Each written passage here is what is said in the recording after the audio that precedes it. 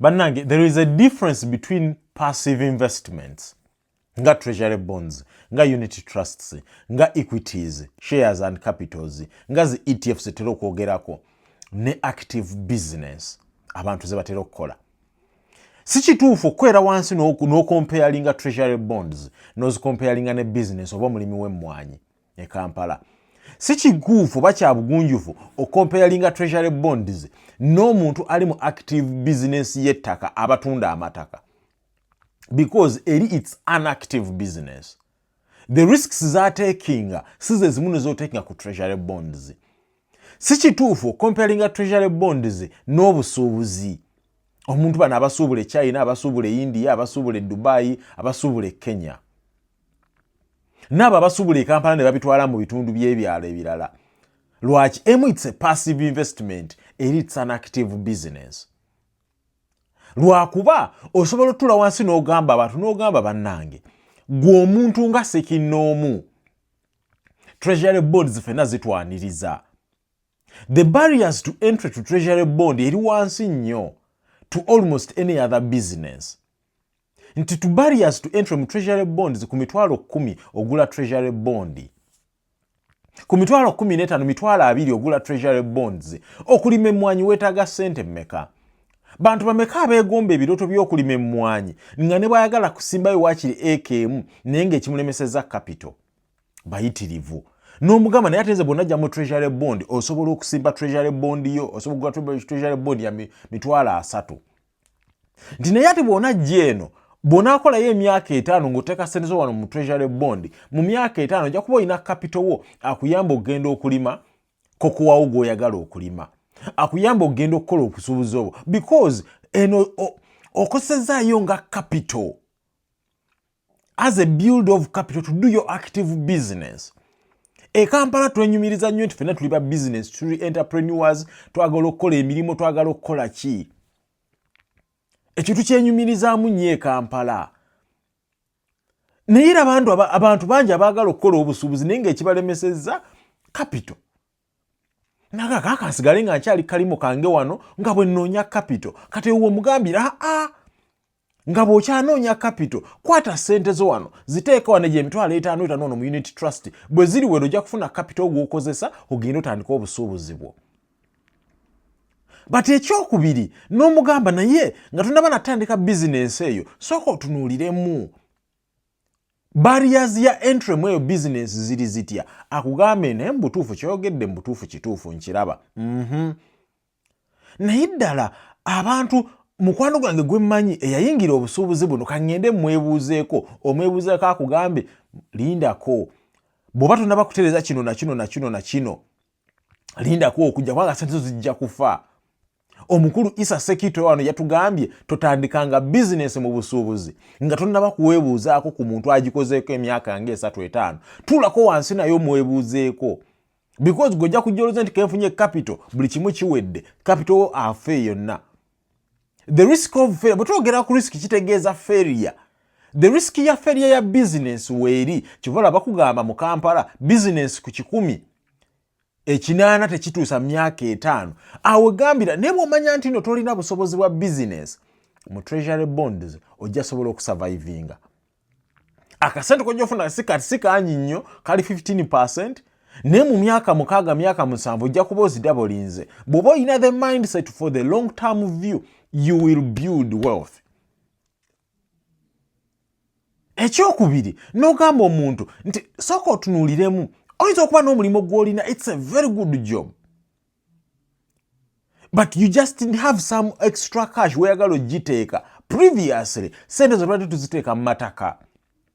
Kyova olaba buli omu abantu abasinga baafuuka ba broker nga baakizuula buli munnayuganda afunayo kasente agula ploti ya ttaka. Kati twakikyusaamu tugenda tukikyusaamu omutwe gutandise okubaluma nti eyo ploti gye bakuguza $3,000,000 waitewo emyaka 5 egende ku $405,000 bw'oteeka ssente zo $3,000,000 mu treasury bond mu myaka 5 zijja kubeera $6,000,000. Omuntu n'agamba oli okakasa nti ye tolina gwe weemenye naye tolina gwe weereeze naye ssente zo zirabako nga zikula. Mindset. okifuna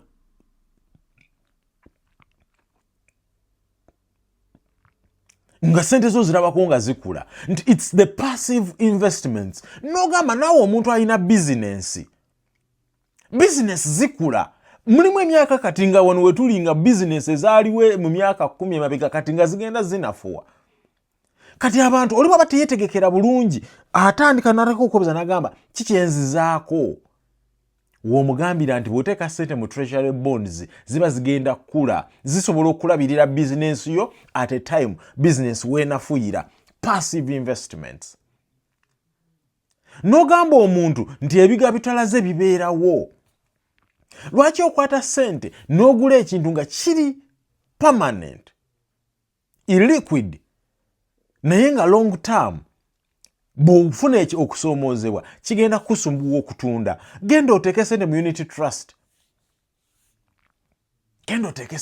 trust mu myaka w'oyagalira ssente zo mu lunaku lumu bazikuwa naye nga bw'oba tozigyeyo okumala emyaka 3 na zigenda kukula zikuwe amagoba teekayo miliyoni emu eyo gy'oyina etudde obutuuzi mu akawunti oba gy'otambula nayo ku wallet wano ejja kuwa kasente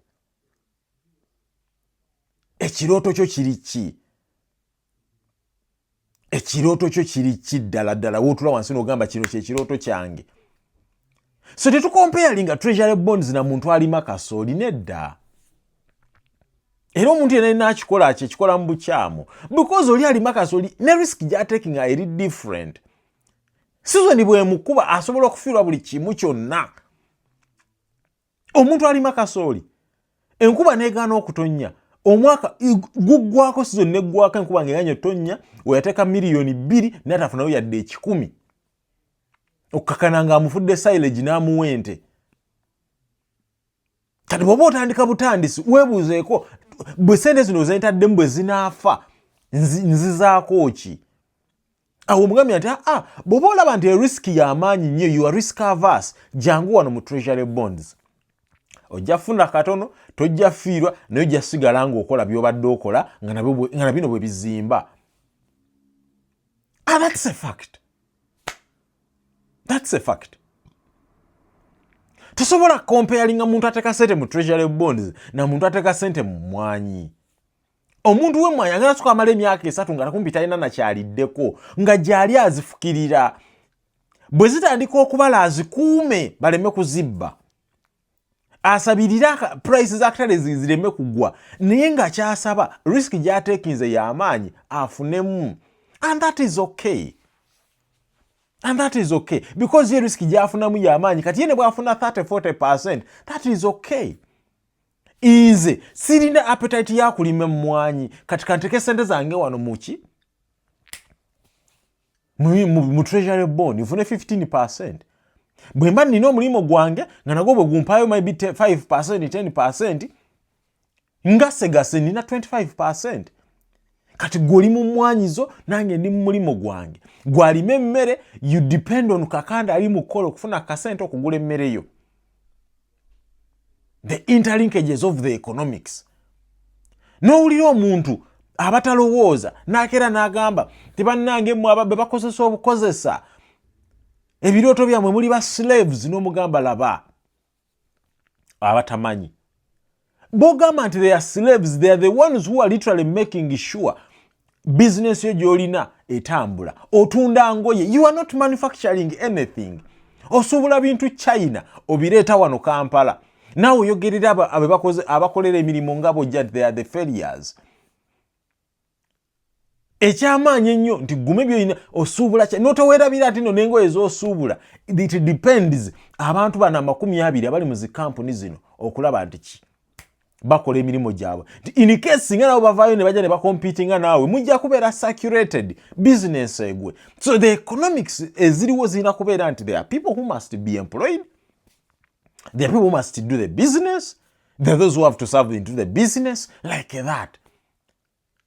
The 50% of the people will ever do business. Zona business ijja kugwa. Because the hierarchy is one business should serve 9 people.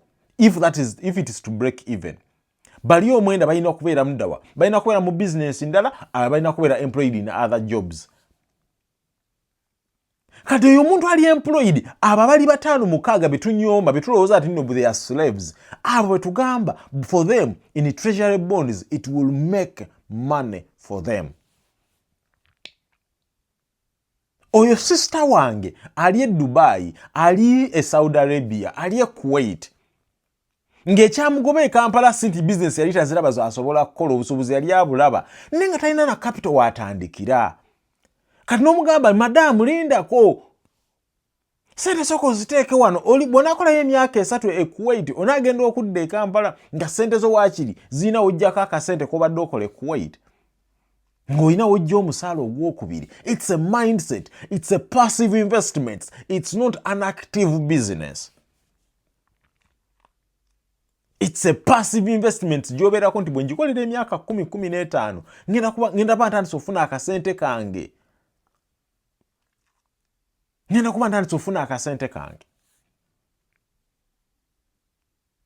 Ahulidde. Nti bwe ngikolera emyaka 15, emyaka 10, emyaka 5, emyaka 7, nja sigala nga nkola omulimu gwange naddala bwe mba ngwagala.